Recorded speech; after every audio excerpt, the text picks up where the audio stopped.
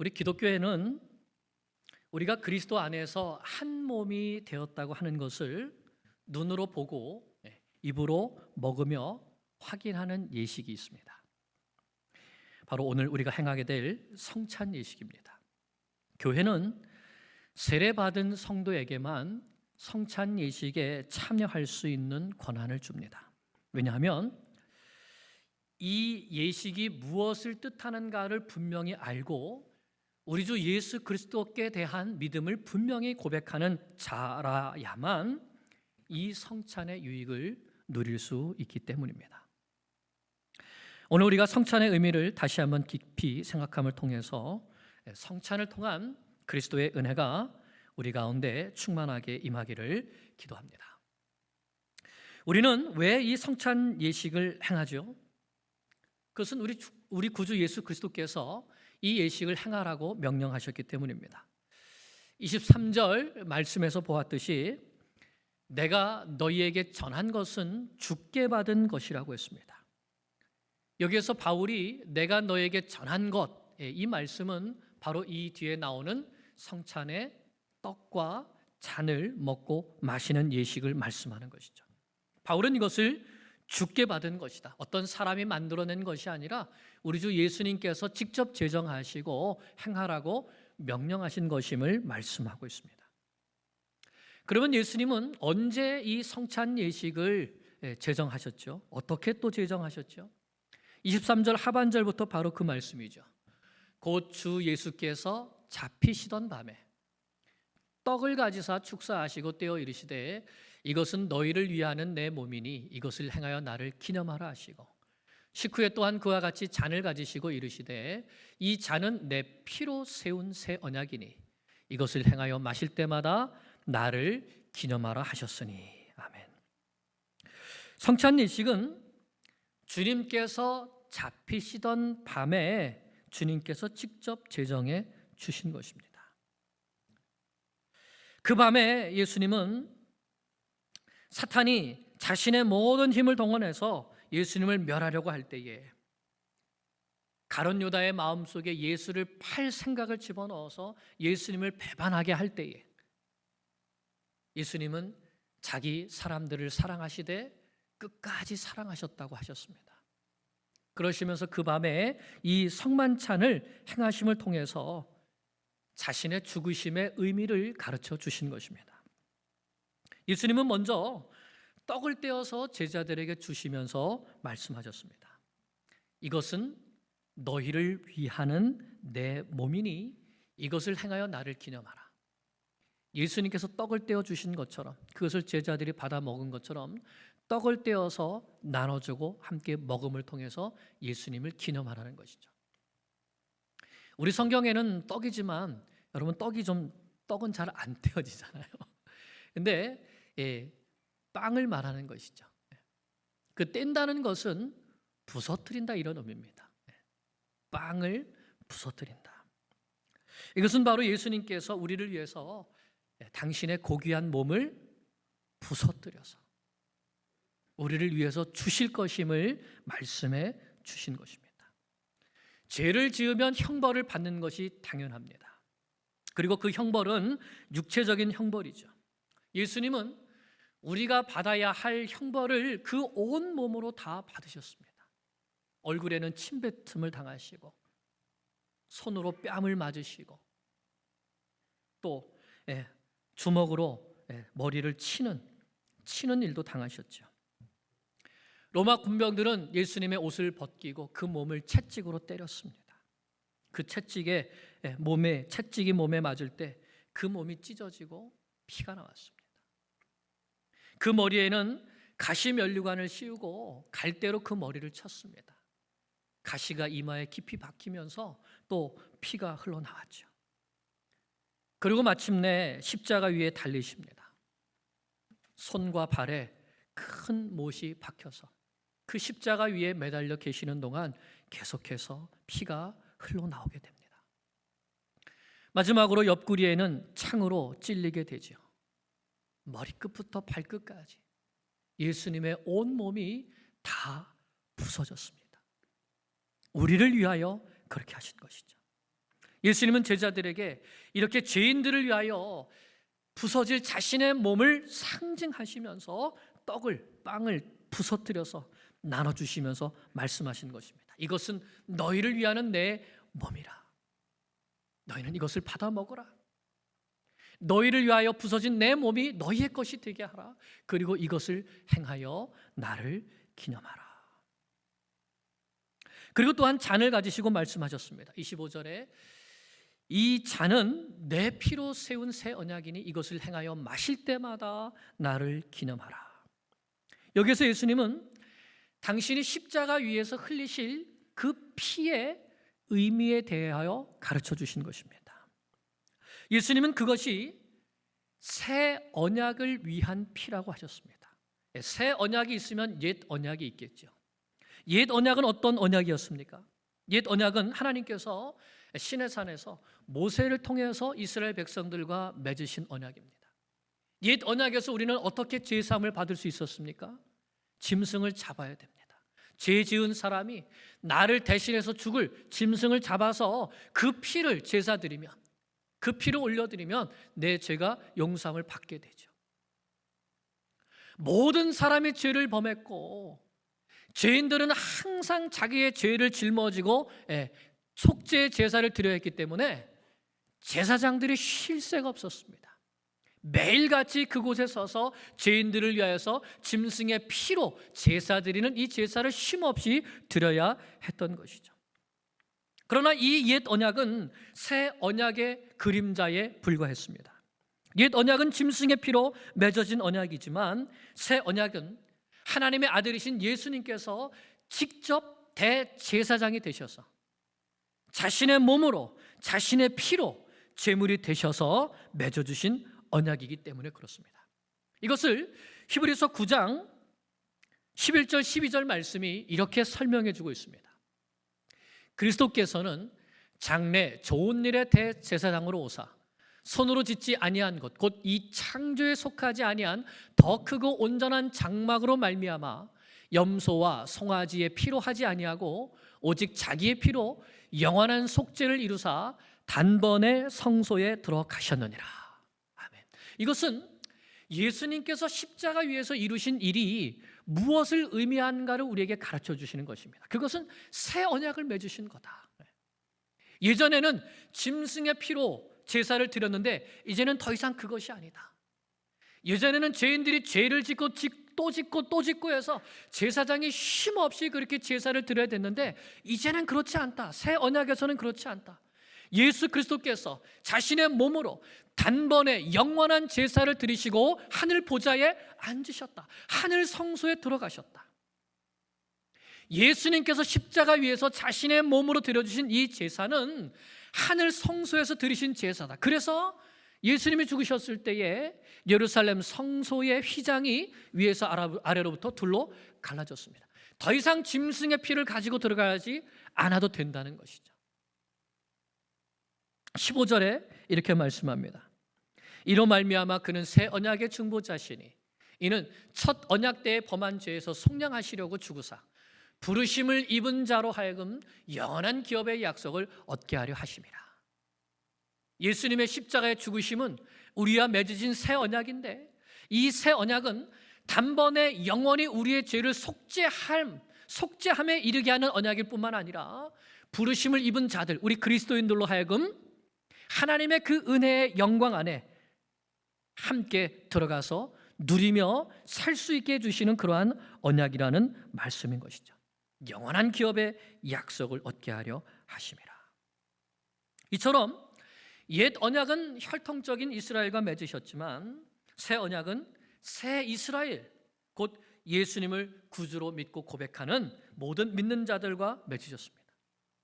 옛 언약은 모세를 통해서 돌판에 새겨주셨지만 새 언약은 성령님을 통해서 우리의 마음에 신비에 새겨주셨습니다. 옛 언약은 짐승의 피로 인을 쳤지만 새 언약은 예수 그리스도의 보배로운 피로 인을 쳤습니다. 짐승의 피는 불완전해서 일시적이어서 장차 올 것에 대한 그림자여서 매번 반복해서 같은 제사를 드려야 했지만 예수 그리스도의 피는 완전하고 흠없고 순결한 하나님의 아들의 피가 되시기 때문에 단번에 모든 죄를 영원히 속죄하는 능력의 피가 되셨습니다. 또한 옛 언약은 순종을 요구했지만, 하지만 모든 사람은 연약하여서 율법에 온전히 순종할 힘과 능력이 없어서 같은 죄를 또 짓고 또 짓고 반복했지만, 이제 새 언약에서는 예수님께서 우리의 연약함을 친히 그 몸으로 담당해 주셔서 비록 우리가 범죄할지라도 그 예수 그리스도 안에서 날마다 새롭게 되는, 믿음으로 의롭게 되는 놀라운 언약을 맺어주신 것이죠. 죄인들이 의롭다함을 받아 하나님의 은혜의 보좌 앞에 담대히 나아갈 수 있는 의롭고 산 길이 바로 예수 그리스도의 십자가를 통하여서 이루어진 것입니다. 그러므로 예수님의 피로 세우신 새 언약에는 죄인들을 향한 하나님의 한없는 사랑과 희생적인 사랑이 잘 나타나 있습니다. 우리가 성찬에 참여한다는 것은 바로 이 은혜와 바로 이 사랑에 참여한다는 것입니다. 예수님의 몸을 상징하는 떡을 떼어 먹음을 통해서 멸시와 조롱과 고난을 받으시고 십자가 위에서 자신의 몸을 부서뜨려 주신 그 예수님의 사랑이 바로 나의 죄값을 대신 치르기 위한 형벌이었다는 것을 깨닫고, 그 예수님의 몸을 먹음을 통해서 예수님과 함께 십자가 위에서 나의 모든 죄값이 다 치러졌다는 것을 믿는 믿음으로 먹는 것입니다. 예수님의 피를 상징하는 포도주를 마심을 통해서 옛 언약에 짐승의 피로 세웠던 제사함이 아니라 예수님의 피를 통해 단번에 영원히 용서함을 받는다는 새 언약의 백성이 되었음을 믿음으로 영접하며 이 잔을 마시는 것이죠. 이를 통해 우리가 예수님의 몸과 하나가 되고 예수님의 피와 하나가 되어서 예수님이 주시는 영생의 떡과 구원의 잔을 받아 누리는 것, 이것이 바로 성만찬입니다. 그러므로 모든 그리스도인은 주님께서 오실 때까지 이 성찬 예식을 행하라고 하셨습니다. 26절에 너희가 이 떡을 먹으며 이 잔을 마실 때마다 주의 죽으심을 그가 오실 때까지 전하는 것이니라.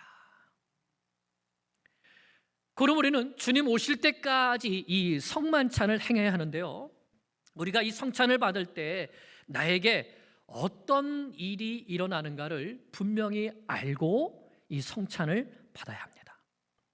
이 성찬은 천주교에서 말하듯이 이 떡과 잔을 먹고 마시게 되면 기계적으로 어떤 제사함이 일어나는 것이 아닙니다. 또한 성찬 예식은 단순히 2000년 전에 일어났던 예수님께서 십자가에서 죽으셨던 그 사건을 기억하고 기념하는 것에 그치는 것이 아닙니다.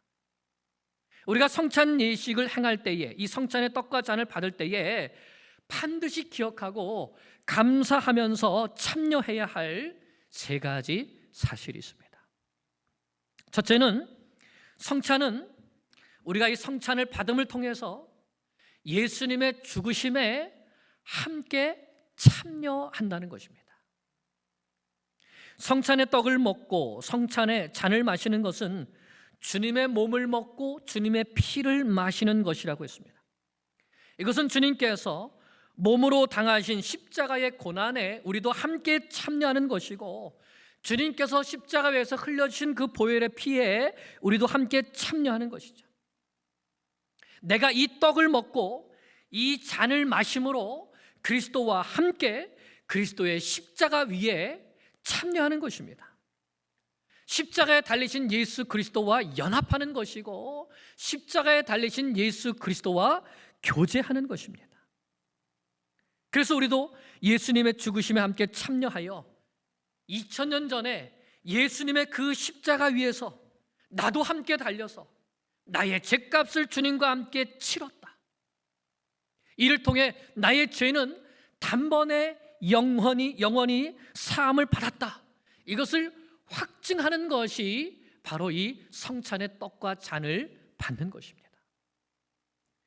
그럼 우리는 이 떡과 잔을 먹고 마실 때에 예수님께서 나의 죄를 단번에 영원히 사해 주셨다는 확신을 가지고, 내가 2000년 전에 그 십자가 위에 주님과 함께 참여했다는 확신을 가지고 이 떡과 잔을 먹고 마셔야 하는 것이죠. 그것이 성찬을 받을 때 하나님께서 기뻐하시는 믿음인 것입니다. 둘째로 성찬은 예수 그리스도 안에서 성화의 보증이 됩니다. 우리가 예수 믿고 하나님의 자녀가 되었지만 우리는 여전히 육체를 가지고 이 세상을 살아가게 되죠. 연약합니다. 부족합니다. 그래서 우리는 늘 죄의 유혹 가운데 놓여 있고 때때로 범죄할 수밖에 없습니다. 우리는 우리의 힘으로 거룩함을 이루어갈 수가 없습니다. 온전한 성화를 이룰 수 없고 영화에 이룰 수가 없습니다. 그런데 예수님께서 이렇게 말씀하십니다. 요한복음 6장 55절 57절 말씀에 내 살은 참된 양식이요 내 피는 참된 음료로다. 내 살을 먹고 내 피를 마시는 자는 내 안에 거하고 나도 그의 안에 거하나니 살아계신 아버지께서 나를 보내심에 내가 아버지로 말미암아 사는 것 같이 나를 먹는 그 사람도 나로 말미암아 살리라. 이 말씀은 이런 뜻입니다. 제자들에게 너희는 나를 먹고 나를 마셔야 한다. 사람이 밥을 먹고 물을 마셔야 힘이 생기고 살아갈 수 있죠. 그렇듯이 내 안에서 거듭난 사람은 나를 먹고 나를 마셔야 한다는 것입니다. 내 살을 먹고 내 피를 마셔야 된다. 사람이 육체가 음식을 의지하여야 살아갈 수 있듯이 우리의 영의 생명은 예수 그리스도를 의지해야 살아갈 수 있다는 것이죠. 이것은 주님과의 영적인 교제를 말씀하는 것입니다. 우리가 영적으로 주님의 살을 먹고 영적으로 주님의 피를 마셔야 산다는 것이죠. 이것이 칼빈이 주장한 성만찬의 영적인 의미입니다. 영적 임재설이죠. 성찬의 떡과 포도주를 먹고 마심을 통해서 우리 주 예수 그리스도 안에 있는 영적인 생명이 우리에게 들어오게 된다는 것입니다. 내 안에 들어오는 것이죠.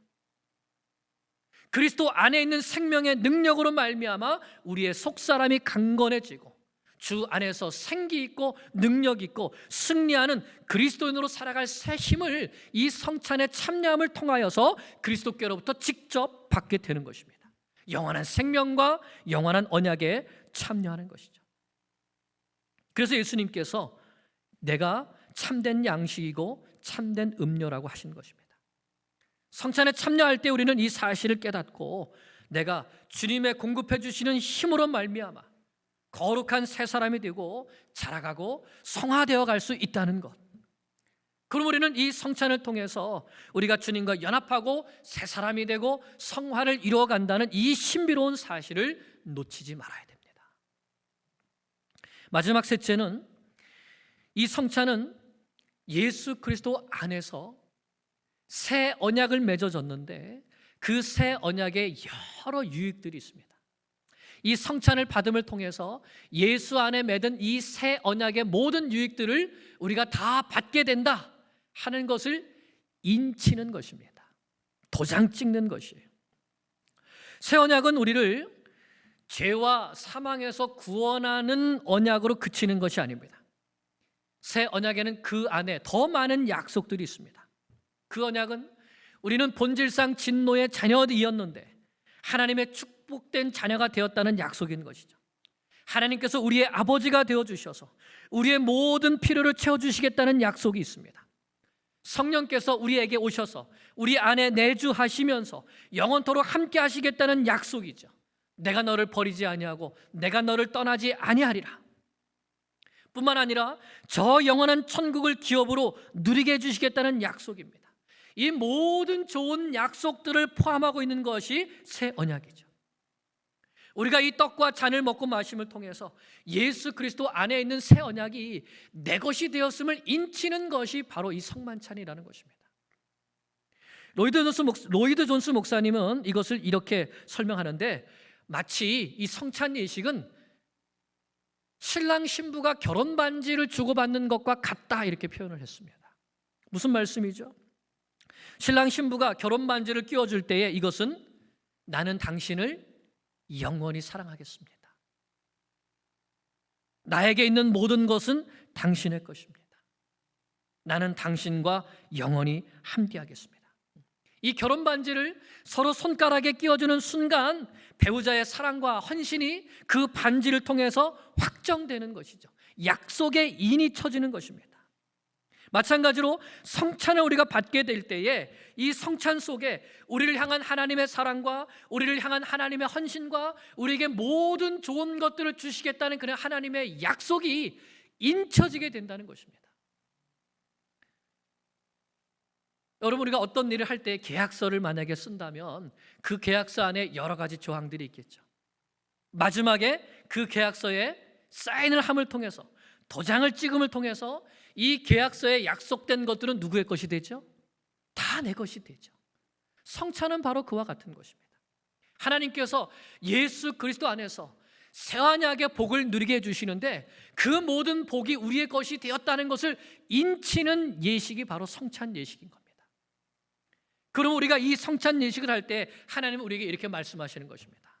우리가 이 떡과 잔을 마실 때에 하나님은 우리에게 여기 있다, 내가 내 아들 예수 그리스도 안에서 너에게 약속해준 모든 복이 이제는 너희의 것이다. 내가 너를 구원하였다. 내가 너를 자녀 삼아 나의 양자가 되게 하였다. 내 아들 예수 안에는 모든 복이 다 너의 것이고 내가 너를 위하여 천국을 준비했다. 이제 너는 나와 영원히 함께 있게 될 것이다. 이 모든 좋은 약속들에 대해서 하나님, 그 약속이 내 것이 된 것을 믿습니다. 이 성찬을 받음으로 내가 인을 칩니다.